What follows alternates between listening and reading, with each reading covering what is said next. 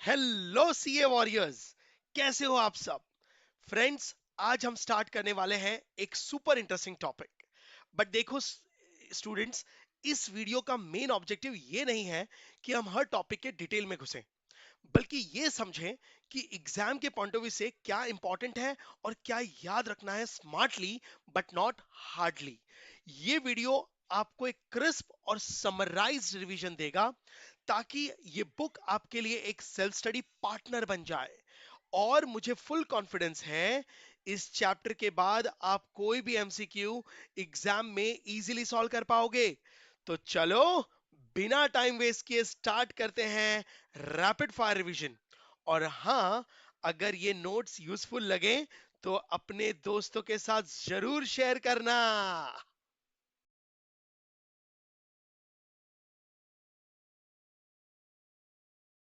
Let's start with a new topic called business cycle and trade cycle.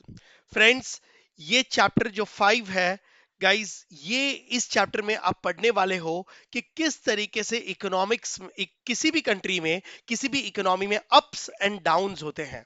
मतलब कभी country में growth होती है तो कभी कंट्री में स्लो डाउन होता है। सो फ्रेंड्स, बड़ा ही इंटरेस्टिंग टॉपिक है और बहुत ही मैच्योर टॉपिक। इस चैप्टर का रेफरेंस आगे के चैप्टर्स में भी आने वाला है। तो स्टार्ट करते हैं। नाउ आप यहां पर एक डायग्राम देख रहे होंगे। फ्रेंड्स, ये है बिजनेस साइकिल और ट्रेड साइकिल का डायग्राम। लेकिन सर, ये होता क्या है? तो फ्रेंड्स, सबसे पहला टॉपिक आता है मीनिंग। बिजनेस साइकिल का मतलब है एग्रीगेट इकोनॉमिक एक्टिविटीज में रिदमिक फ्लक्चुएशन आना। रिदमिक फ्लक्चुएशन, हाँ, मतलब ये देखो, अप्स एंड डाउन्स आना।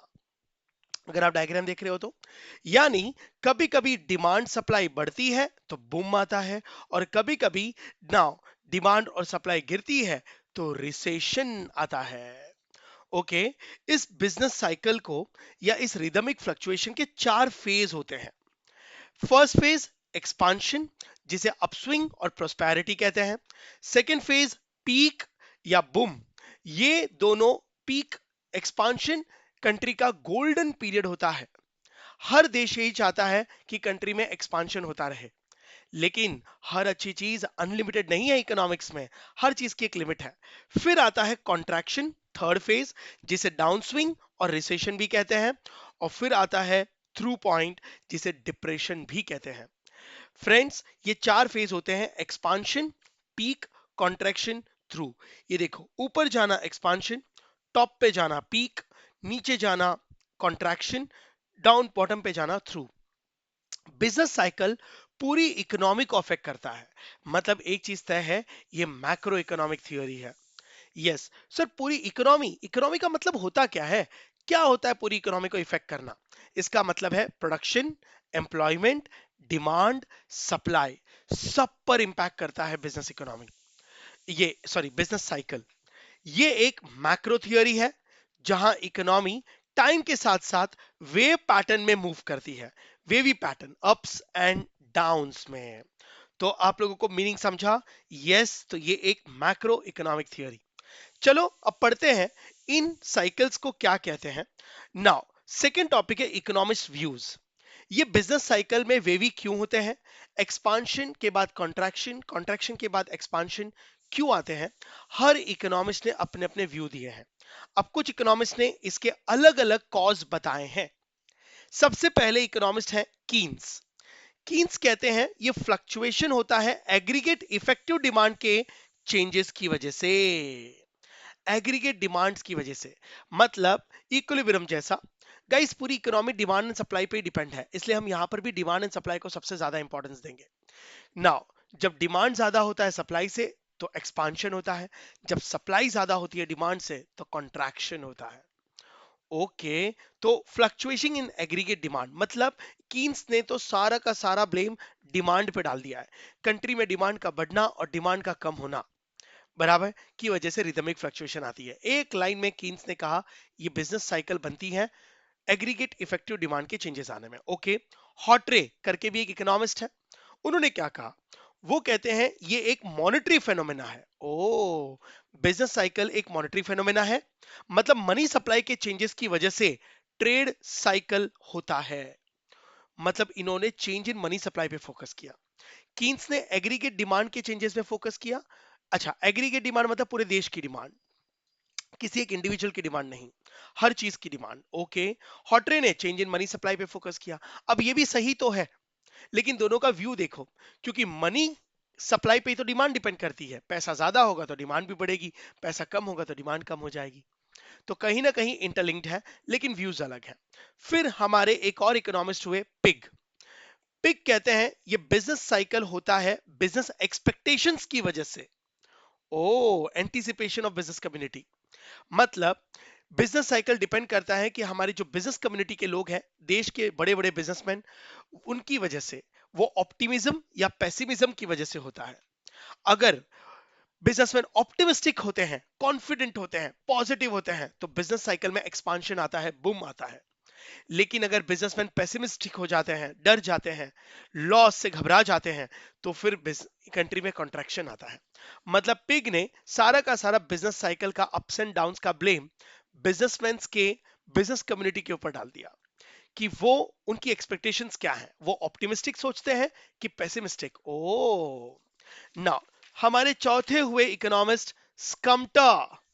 स्कम्टर कहते हैं ट्रेड साइकिल इनोवेशंस और इन्वेशंस का रिजल्ट है। ओ, इन्होंने इन्वेंशंस और इनोवेशंस पे फोकस किया कि रिजल्ट्स बराबर में होता है।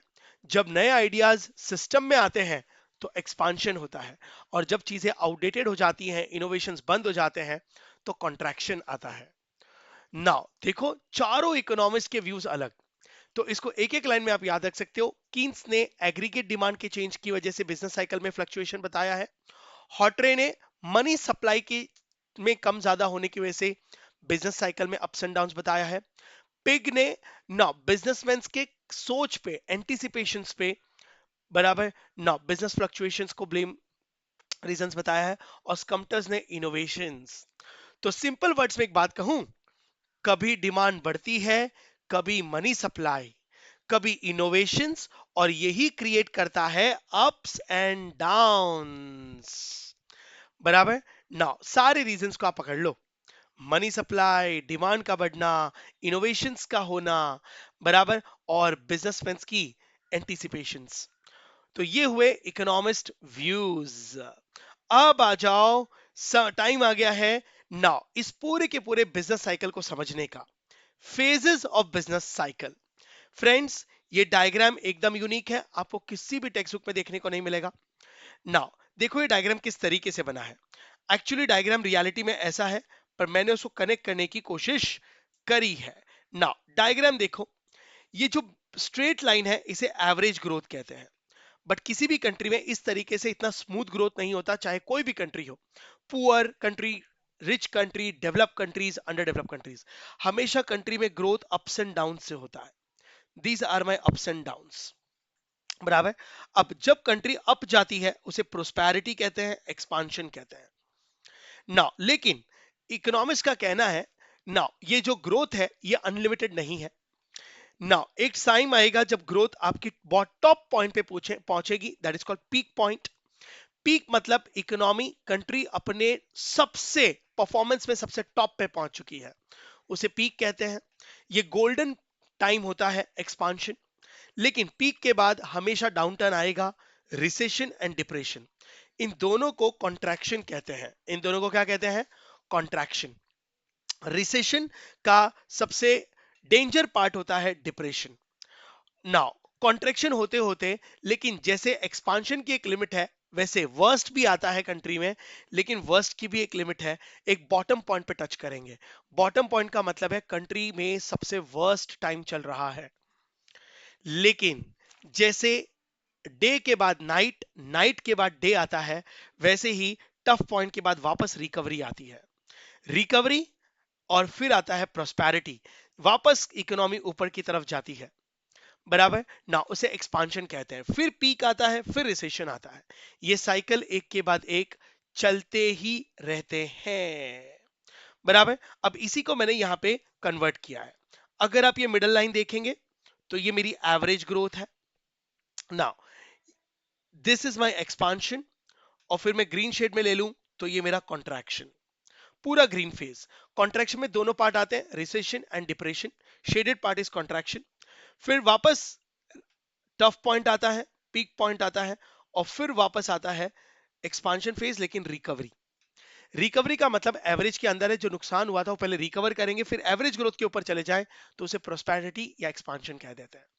ओके, नाउ इसको मैंने कंपेयर किया है, एक्सपांशन, कॉन्ट्रैक्शन, रिकवरी। ओ, तो देखो हर एक पॉइंट को मैंने एक एक लाइन में एक्सप्लेन किया है, फटाफट देखते हैं। Let's go step by step. Expansion, expansion का मतलब है इकोनॉमिक ग्रो कर रही है, demand is more than supply, employment बढ़ता है, फुल एम्प्लॉयमेंट होता है, नाउ प्रोडक्शन बढ़ती है, इनकम बढ़ती है, नाउ इन्वेस्टमेंट्स बढ़ते हैं, कॉस्ट ऑफ लिविंग बढ़ती है, सब कुछ पॉजिटिव चलता है। बिजनेस कॉन्फिडेंस, बिजनेसमैन का कॉन्फिडेंस ऑप्टिमिस्टिक होता है, न्यू स्टार्टअप्स होते हैं, नए नए बिजनेस ओपन होते हैं, और सब कुछ बेस्ट हो रहा होता है। मतलब ये एक ड्रीम टाइम चलता है कंट्री में, जब कंट्री अपने आप को एक नेक्स्ट लेवल पर लेकर जाती है। ओ, प्राइसेस बढ़ते हैं, बिजनेस में प्रॉफिट्स होते हैं, क्योंकि demand is more than supply. सारी शुरुआत ही demand is more than supply से होती है, क्योंकि डिमांड ज्यादा है, सप्लाई कम, तो कंपनियां जितना ज्यादा प्रोडक्शन करती हैं, एक्सपांशन कर करके उतना सारा बिकता है। अच्छा, इन्फ्लेशन भी बढ़ता रहता है, लेकिन इन्फ्लेशन यहाँ पे प्रॉब्लम नहीं देता, क्योंकि जब इनकम भी बढ़े और इन्फ्लेशन भी बढ़े तो महंगाई कभी तकलीफ नहीं देती। ओ, नाउ लेकिन एक्सपांशन करते करते एक पॉइंट आता है, peak point. Peak point economy का सबसे हाईएस्ट पॉइंट होता है, मतलब अब इससे ज्यादा कंट्री अपने आप को ग्रो नहीं कर सकती। ये आपके एक्सपांशन स्टेज का एंड होता है, क्योंकि डिमांड यहां पर एक्सट्रीमली हाई हो जाती है, प्राइजेस, इन्फ्लेशन चरम पे होता है, कॉस्ट ऑफ लिविंग भी बहुत हाई हो जाती है, नेशनल इनकम और स्टैंडर्ड ऑफ लिविंग लोगों की दोनों टॉप पे होती है।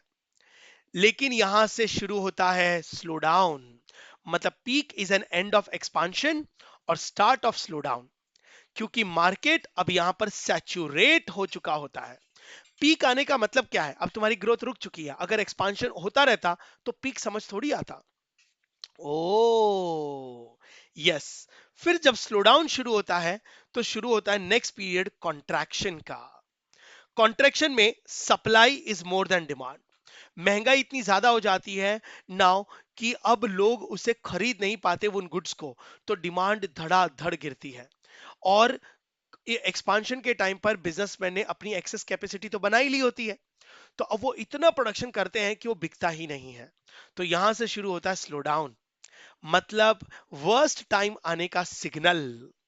ओ, नाउ तो supply is more then demand, तो अब आप इक्विलिब्रियम जानते हो, प्राइस गिरने लगती है, मतलब कंट्री में डिफ्लेशन आता है, बराबर। नाउ इन्वेस्टमेंट और प्रोडक्शन, क्योंकि प्राइस गिरने की वजह से प्रॉफिट मार्जिन कम हो जाते हैं, सप्लाई ज्यादा है, नाउ बिजनेसमैन के गुड्स बिकते ही नहीं है, स्टॉक मेंटेन हो जाता है, तो इन्वेस्टमेंट और प्रोडक्शन दोनों कम होते हैं। और जब इन्वेस्टमेंट और प्रोडक्शन दोनों कम होते हैं, क्योंकि माल बिक ही नहीं रहा, तो फैक्ट्रियां टेम्परली शट डाउन होती हैं, अनएम्प्लॉयमेंट होने लगता है, अनएम्प्लॉयमेंट बढ़ता है, बिजनेसमैन का कॉन्फिडेंस पेसिमिस्टिक हो जाता है, बराबर, बिजनेसमैन डरने लग जाते हैं, इनकम और प्रॉफिट दोनों गिरने लगते हैं। नाउ ठीक है, पॉवर्टी आती है, स्टैंडर्ड ऑफ लिविंग फिर से गिरने लगता है, नेशनल इनकम डिक्रीज हो जाता है, बराबर। कंपनियां, कुछ कुछ कंपनियों ने इतना इन्वेस्टमेंट कर रखा होता है कि वो बैंकरप्सी या शटडाउन करते हैं। सोचो एक्सपांशन कॉन्ट्रैक्शन कितना ऑपोजिट है, एक्सपांशन में न्यू स्टार्टअप्स होते हैं, नाउ कॉन्ट्रैक्शन में शटडाउन्स होते हैं। गाइस, इसको कंट्री का डाउनटर्न फेस कहते हैं। ओ, लेकिन डाउन रिसेशन और डिप्रेशन में होता है, ये दोनों कॉन्ट्रैक्शन पीरियड है, बट वर्स्ट के भी कितना आएगा, जैसे एक्सपांशन की एक लिमिट है वैसे कॉन्ट्रैक्शन की भी एक लिमिट है। डाउनटर्न में थ्रू पॉइंट आता है ना, एक बॉटम पॉइंट अचीव होता है। बॉटम का मतलब होता है ये इकोनॉमी का सबसे लोवेस्ट पॉइंट है, बराबर। इससे ज्यादा डैमेज इकोनॉमी में और क्या ही होगा, इससे ज्यादा वर्स्ट क्या ही होगा। प्रोडक्शन, एम्प्लॉयमेंट और इन्वेस्टमेंट सब कम लेवल पे होते हैं, डिमांड और प्राइस दोनों गिर जाते हैं, फर्म क्लोज होने लगती है, बैंक्रप्सीज, लिक्विडेशन, शटडाउन, सब कुछ होता है, मतलब इससे खराब कुछ नहीं हो सकता। लेकिन फिर रात के बाद सवेरा आता है, बराबर, पर डिप्रेशन के बाद आता है रिकवरी। रिकवरी जब इकोनॉमी स्लोली स्लोली ऊपर उठती है, जितना डैमेज हुआ है उसे रिकवर करती है, लेकिन वो एवरेज के नीचे होती है। बट जैसे ही वो एवरेज ग्रोथ के ऊपर जाती है, फिर से एक्सपांशन आता है और एक्सपीरियंस लेकर एक नया टॉप, नया पीक अचीव करने की कोशिश की जाती है। तो जब चीजें एक के बाद एक होती है, उसे साइकिल ही तो कहते हैं। ओ नाउ फिर आती है रिकवरी। रिकवरी में होता क्या है? रिकवरी में गाइस, बैंक्स क्रेडिट देने लगती हैं, गवर्नमेंट का बहुत बड़ा रोल होता है, बिजनेस में इन्वेस्टमेंट्स बढ़ते हैं, नई टेक्नोलॉजी आती है, वापस बिजनेसमैन ऑप्टिमिस्टिक होते हैं, इकोनॉमी को पुश करते हैं, नाउ जीडीपी फिर से स्टडी ग्रोथ पर आने लग जाती है। ओके, तो गाइस ये साइकिल चलता रहता है। एक्सपांशन के बाद पीक, पीक के बाद कॉन्ट्रैक्शन, कॉन्ट्रैक्शन के बाद डिप्रेशन, डिप्रेशन के बाद रिकवरी। इसे कहते हैं बिजनेस साइकिल। इसको जब आप कंपैरिजन के साथ पढ़ोगे ना, तो आप लोगों को समझेगा। Demand, supply, price, sales and profits, everything. Okay, तो गाइस हमने जो साइकिल देखा, उसमें एक टॉप पॉइंट देखा और एक बॉटम पॉइंट देखा। वो था पीक और थ्रू। इन दोनों में डिफरेंस क्या है? गाइस, पीक है एंड ऑफ एक्सपांशन। ये एक्सपांशन का हाईएस्ट पॉइंट होता है। ये वो पॉइंट है जहां पर एक्सपांशन एंड होती है। बराबर, डिमांड पीक पर, supply lag behind, demand is more than supply. बराबर। नाउ लेकिन थ्रू क्या होता है? थ्रू एक बराबर बॉटम पॉइंट होता है बिजनेस साइकिल का। इसे कहते हैं एंड ऑफ कॉन्ट्रैक्शन। बुरे दिन मिटने वाले हैं। ये लोवेस्ट पॉइंट होती है अपने इकोनॉमिक एक्टिविटी की। इससे ज्यादा इकोनॉमी के कोई डैमेज हो ही नहीं सकती। ओ बराबर। नाउ तो ये दोनों है पीक एंड, ठीक है, टफ पॉइंट। अब आ जाओ, नेक्स्ट हम पढ़ते हैं features of business cycle. Business cycle आप समझ चुके हो, इसका नेचर कैसा है नाउ। ये देखो, मैंने ये जो डायग्राम लिया है, ये थोड़ा रियलिस्टिक डायग्राम। गाइस, सबसे पहला फीचर है, सबसे पहला नेचर है, business cycle differ in duration and distinct phases and there is no set pattern and it is recurrent. मतलब क्या है सर? गाइस, बिजनेस साइकिल का ड्यूरेशन कोई डिफाइंड नहीं है। कहीं पे एक्सपांशन 10 साल का भी होता है, कुछ कंट्रियों में एक्सपांशन 2 साल का भी होता है। तो किसी का बिजनेस साइकिल का एक्सपांशन लॉन्ग टर्म होता है, किसी का बिजनेस साइकिल का एक्सपांशन शॉर्ट टर्म होता है। तो कुछ साइकिल शॉर्ट टर्म है, कुछ साइकिल लॉन्ग टर्म है। इनके फेजेस के लेंथ भी फिक्स नहीं है। बराबर, किसी का एक्सपांशन 2 साल में होता है, किसी कंट्री में कॉन्ट्रैक्शन आकर 1 साल में रिकवरी हो जाती है। ओ, तो देखो, कहीं पे शॉर्ट टर्म है, कहीं पे लॉन्ग टर्म चलता है। ये पीरियड फ्लक्चुएट करता है, फेज भी इनके डिस्टिंक्ट है। Not fix pattern. ऐसा जरूरी नहीं कि एक्सपांशन के बाद कॉन्ट्रैक्शन में पहले स्लो डाउन आएगा, रिसेशन आएगा तो डिप्रेशन आएगा ही नहीं। कभी कभी गवर्नमेंट के एक्टिवनेस की वजह से ना एक्सपांशन के स्लो डाउन आता है, तो वापस एक्सपांशन हो सकता है। Everything depend on the government policies. वहां के लोग, वहां की बिजनेस कम्युनिटीज कितनी स्ट्रांग है, वहां का गवर्नमेंट कितना स्ट्रांग है। Yes, business cycle is recurrent. Yes guys, recurrent का मतलब है ना, एक के बाद एक ये साइकिल चलेगा जरूर। बराबर, स्मूथ ग्रोथ कभी किसी को नहीं मिलेगी। ये अप्स एंड डाउन्स आते ही रहेंगे। ये लाइफ का एक पैटर्न है, that is called recurrent. Okay, business cycle generally originate in free market. Yes guys, free market में बिजनेस साइकिल ज्यादा अफेक्ट करता है कैपिटल मार्केट में। अगर मार्केट गवर्नमेंट के कंट्रोल में हो, तो बिजनेस साइकिल एकदम से अफेक्ट नहीं करता। ओके, तो जनरली फ्री मार्केट इकोनॉमी में बिजनेस साइकिल ज्यादा फ्लक्चुएटिंग होता है। और याद रखना, फ्लक्चुएशन किसी को पसंद नहीं, स्टेबिलिटी सबको पसंद है। बराबर। एग्रीकल्चर सेक्टर और इंडस्ट्रियल सेक्टर को अगर कंपेयर करें, तो इंडस्ट्रियल सेक्टर में बिजनेस साइकिल ज्यादा अफेक्ट करती है। तो industrial cycle is more prone. बराबर, इंडस्ट्रियल साइकिल का बिजनेस, इंडस्ट्रियल सेक्टर को बिजनेस साइकिल ज्यादा अफेक्ट करता है, ज्यादा सेंसिटिव होता है, मतलब ज्यादा फ्लक्चुएशंस होती हैं एग्रीकल्चर सेक्टर के कंपैरिजन में। ओ गाइस, बिजनेस साइकिल बहुत ही कॉम्प्लेक्स है। इसे कोई समझ नहीं सकता कि कब एक्सपांशन आएगा, कब कॉन्ट्रैक्शन आएगा, कब रिकवरी होगी, कब बॉटम पॉइंट आएगा। No one can understand. अगर पहले ही ये समझ जाते, तो फिर गवर्नमेंट, किसी भी देश का गवर्नमेंट कभी भी रिसेशन या कॉन्ट्रैक्शन पीरियड आने ही नहीं देता। हाँ, तो it is very complex and it is very difficult to make accurate predictions. कोई समझ नहीं पाता। ओके गाइस, ना business cycle international in nature है, मतलब एक कंट्री में अगर रिसेशन आया है तो दूसरी कंट्री में भी अफेक्ट होता है, क्योंकि ग्लोबलाइजेशन की वजह से अब हमारी इकोनॉमियां एक दूसरी कंट्रियों पे डिपेंड है। देखो ना, दो कंट्रियों के बीच में वॉर होता है, पूरी वर्ल्ड इकोनॉमी स्लो डाउन हो जाती है, उसका इंपैक्ट धीरे थोड़ा बहुत हमारी इकोनॉमी पर भी आता है। तो business cycle is international in nature. Now guys, business cycle industry to industry कम अफेक्ट भी करती है, ज्यादा अफेक्ट भी करती है।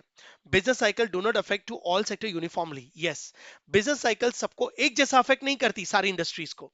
कुछ को कम अफेक्ट करती है पॉजिटिवली नेगेटिवली, और कुछ को बहुत ज्यादा अफेक्ट करती है। जैसे अगर आप fashion, retailer, electrical goods, house, restaurants, advertising, अगर ये लग्जरी प्रोडक्ट्स देखोगे तो प्रोस्पेरिटी में इनकी बहुत हाई डिमांड होती है, लेकिन रिसेशन में सबसे ज्यादा डिमांड इन्हीं की गिरती है। पर नेसेसिटी गुड्स में कभी बिजनेस साइकिल इतना इफेक्ट नहीं करता। Oh, so capital goods and durable goods are very sensitive to business cycle. बराबर, यस, ये भी कहा जाता है कैपिटल गुड्स इंडस्ट्रीज और durable goods industries business cycle में ज्यादा अफेक्ट होती हैं। तो ये जो मैंने रेड पेन से लिखे हैं ये सब आपके लिए इंपॉर्टेंट पॉइंट है, आप एक बार पढ़ना। So guys, business cycle conclusion ये है इन सारे फीचर्स का, बिजनेस साइकिल रिपीट होता है, लेकिन कब स्टार्ट होगा या कब एंड, ये प्रेडिक्ट करना बहुत ही डिफिकल्ट है गवर्नमेंट के लिए। नाउ ये चीज समझा, ये है बिजनेस साइकिल का असली नेचर। इंटरनेशनल, बराबर, कॉम्प्लेक्स, जल्दी से समझ नहीं आता, फेजेस का कोई ड्यूरेशन फिक्स नहीं है, कोई पैटर्न फिक्स नहीं है। बराबर, इंडस्ट्रियल सेक्टर जल्दी अफेक्ट होती है एग्रीकल्चर सेक्टर के कंपैरिजन में।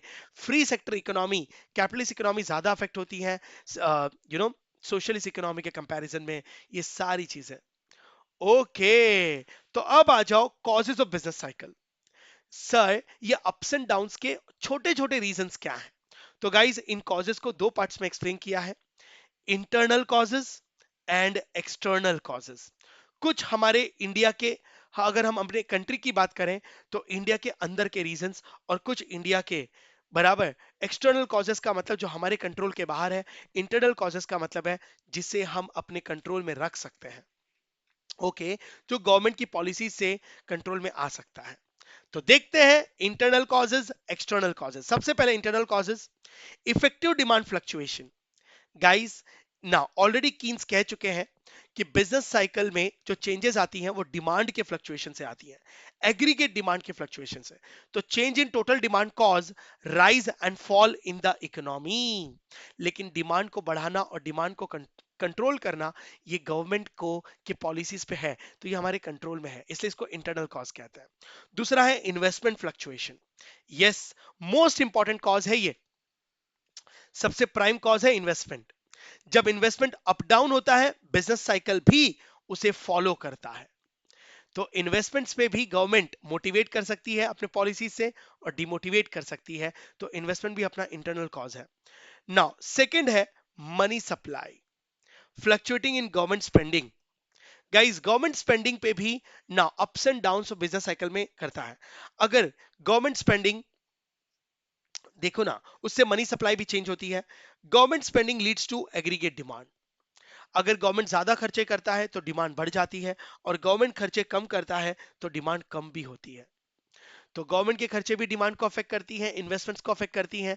नाउ तो बिजनेस साइकिल में इंपैक्ट आता है, okay. Macro economic policy, guys, money supply पे मॉनेटरी पॉलिसीज ऑलरेडी पढ़ चुके हैं, बराबर। मनी सप्लाई की वजह से एक्सपांशन, डिक्रीज, अगर मनी सप्लाई इंक्रीज होगी तो एक्सपांशन होगा, और डिक्रीज होगी तो रिसेशन होगा। तो सप्लाई ऑफ मनी पे भी डिपेंड करता है। ये हम चारों इकोनॉमिक्स के व्यूज देख चुके हैं, कहीं ना कहीं इंडायरेक्टली डायरेक्टली वो यही कह रहे हैं। नाउ नेक्स्ट है साइकोलॉजी ऑफ द बिजनेस, ये भी पढ़ चुके हैं। अगर बिजनेसमैन उस कंट्री के ऑप्टिमिस्टिक है तो बूम आएगा, एक्सपांशन आएगा, और अगर पेसिमिस्टिक है तो कॉन्ट्रैक्शन होगा। इसलिए गाइस, गवर्नमेंट का काम है हमारे इंडिया की बिजनेस कम्युनिटी को सपोर्ट करना, ताकि वो कॉन्फिडेंट रहे, रिस्क टेकर रहे, और एक्सपांशन चलता रहे, कॉन्ट्रैक्शन ना आए। मनी सप्लाई ऑलरेडी बता चुका हूं। अब कुछ है external causes, war and post war conditions. Guys, अब गाइस ये तो सिंपल है, war cause contraction, reconstruction, after war cause expansion. Guys, जब कंट्रियों में वॉर सिचुएशंस होती है ना, तो कॉन्ट्रैक्शन होता है, क्योंकि सारा पैसा देश का वॉर में लग जाता है, प्रोडक्टिव एक्टिविटीज को बंद कर देनी पड़ती है, और वॉर हमेशा नुकसान ही करती है। तो वॉर की वजह से जीते कोई भी, डैमेज दोनों कंट्रियों को होता है, फाइनेंशियली, इकोनॉमिकली, सारे प्रोडक्टिव काम बंद कर दिए जाते हैं। लेकिन वॉर से जब कंट्रियां डैमेज होती है, वॉर बंद होने के बाद फिर से रिकवरी होकर एक्सपांशन होने लगता है, क्योंकि फिर से जीरो से शुरू करके डेवलपमेंट की शुरुआत होती है, रिकंस्ट्रक्शन शुरू करना पड़ता है। ओ, बट वॉर होना ये गवर्नमेंट के कंट्रोल में नहीं है। दो देशों के बीच में वॉर एक्सटर्नल कॉज है। Technological stock, guys now technological stock, अगर कंट्रियों में टेक्नोलॉजिकल डेवलपमेंट हो रहा है तो एक्सपांशन होता है, कंट्री बूस्ट करती है। लेकिन अगर टेक्नोलॉजिकल स्टैग्नेशन है तो कॉन्ट्रैक्शन होता है। ओ, तो इनोवेशंस पे फोकस हुआ है। बेसिकली ये जो कॉजेज हैं गाइस, ये इकोनॉमिस्ट के व्यू से ही डिराइव किए गए हैं। Keynes, Hawtrey, Pigou and Schumpeter. Am I correct? Yes sir.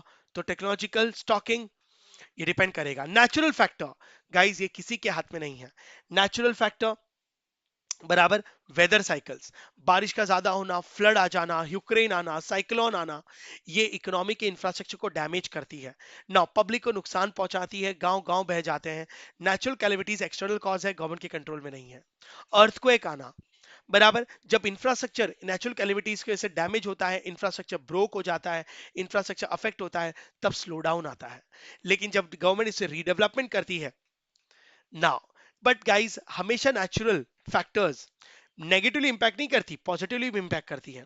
अगर फेवरेबल वेदर कंडीशंस है तो एक्सपांशन होगा, अनफेवरेबल वेदर कंडीशंस है तो डिस्ट्रक्शंस होंगे, डैमेज होंगे, नुकसान होंगी, तो कॉन्ट्रैक्शन की तरफ कंट्री जाएगी। Oh, population growth, guys growth rate of population is higher rate of economic growth बराबर। लेकिन अगर पॉपुलेशन मीडियमली ग्रो कर रही है, कंट्रोल में है, तो ये ग्रोथ देती है, पॉजिटिव इंपैक्ट देता है। बट अगर पॉपुलेशन एक्सप्लोशन हो रहा है तो ये नेगेटिवली इंपैक्ट भी देता है। तो ये सारे कॉजेस हैं जिसकी वजह से बिजनेस में, कंट्री में अप्स एंड डाउन्स आते हैं। तो सिंपल है ना, ह्यूमन कॉन्फिडेंस भी ए इकोनॉमी को ऊपर नीचे ले जाता है। समझे कॉजेस? Yes sir. तो अब सबसे बड़ा सवाल आता है, सर पूरा का पूरा बिजनेस साइकिल हमारी इकोनॉमी को दर्शाता है, बराबर है, हमारी चीजों को समझाता है। तो क्या ये business cycle ups and downs को कोई प्रेडिक्ट नहीं कर सकता, या कोई प्रेडिक्ट कर भी सकता है? गाइस लॉजिकली बिजनेस साइकिल के टर्न्स को, टर्निंग पॉइंट्स को समझना बहुत ही डिफिकल्ट है। लेकिन ऐसा नहीं है कि हम डिफिकल्ट है तो हम कोशिश नहीं करते। गवर्नमेंट हमेशा अपने ट्रेंड्स को, क्योंकि ये जो अप्स एंड डाउन्स है ये एक्चुअली ट्रेंड्स हैं, पैटर्न्स हैं, बराबर। It is very difficult to predict this turning points, कब पीक आएगा, कब बूम आएगा, ये जो टर्निंग पॉइंट्स है ये नहीं समझ आती। लेकिन फिर भी हम हाथ पे हाथ रख के नहीं बैठे हैं। नाउ गवर्नमेंट ने, ठीक है, इन टर्निंग पॉइंट्स को प्रेडिक्ट करने के लिए, ताकि मुसीबत आने से पहले ही पता चल जाए, तो हम प्रिकॉशनरी एक्शंस ले सकें, एक मेथड बनाया, बैरोमेट्रिक मेथड। यस, प्रेडिक्ट करना, इसका मतलब प्रेडिक्ट करना, बिजनेस साइकिल को प्रेडिक्ट करना इजी नहीं होता, बट इकोनॉमिस्ट उसे प्रेडिक्ट करने के लिए एक मेथड बना चुके हैं ना, उसे कहते हैं बैरोमेट्रिक मेथड। इस मेथड में, इकोनॉमिस्ट ने बैरोमेट्रिक मेथड में नाउ प्रेजेंट इवेंट्स को प्रेडिक्ट करके हम फ्यूचर को जान पाते हैं। ओ, लेकिन बैरोमेट्रिक मेथड में तीन इंडिकेटर्स बने हैं। इंडिकेटर देखो, इंडिकेटर कितना सिंपल वर्ड है, जो इंडिकेट करेगा कि कौन से एक्शन से क्या पॉजिटिव इंपैक्ट आ रहे हैं और क्या नेगेटिव इंपैक्ट आ रहे हैं। तो बैरोमेट्रिक मेथड को तीन इंडिकेटर्स में डिवाइड किया गया है। There are three indicators. एक है लीडिंग इंडिकेटर, नाम ही देखो लीडिंग है, यहां से शुरुआत होगी, ये लीड करेगा। ओके, नाउ ये डिसीजंस होंगे गवर्नमेंट के, जिससे सबसे पहले ये इंपैक्ट होगा। लीडिंग इंडिकेटर का इंपैक्ट आएगा प्रेजेंट पे, कोइंसिडेंट इंडिकेटर, और इसे कंकरेंट इंडिकेटर कहते हैं। और थर्ड इंडिकेटर है लैगिंग इंडिकेटर, जो लॉन्ग टर्म इंपैक्ट दिखाता है। लैग मतलब लॉन्ग। ओ, तो इन तीनों इंडिकेटर को अगर मैं एक लाइन में बताऊं, तो गवर्नमेंट जो एक्शंस लेती है उसे लीड कहते हैं, क्योंकि वहीं से शुरुआत होती है। अब गवर्नमेंट के एक्शन से पॉजिटिव इंपैक्ट भी आएंगे, नेगेटिव इंपैक्ट भी आएंगे, लेकिन एक्शन लेना बहुत जरूरी है। तो लीडिंग इंडिकेटर एक्शन टेकन कहा जाता है। फिर उसका जो प्रेजेंट इंपैक्ट आता है उसे इमीडिएट इफेक्ट कहते हैं। को इंसिडेंटल इंडिकेटर हमेशा प्रेजेंट और रियल इंपैक्ट बताता है। ओ, एक्शन हम हमेशा प्रोबेबल होता है, प्रोबेबल इंपैक्ट क्यों? क्योंकि एक्शन हमेशा फ्यूचर के लिए लिए जाते हैं और उस एक्शन बराबर it indicates probable economic performance, third point देख रहे होंगे। लेकिन उस एक्शन से जो प्रेजेंट में इंपैक्ट आता है, शॉर्ट टर्म इंपैक्ट, वो प्रेजेंट और real time impact coincidental indicator दिखाता है। लेकिन प्रेजेंट के बाद जो लॉन्ग टर्म इंपैक्ट होगा वो लैगिंग इंडिकेटर दिखाता है हिस्ट्रिकल इकोनॉमिक परफॉर्मेंस में।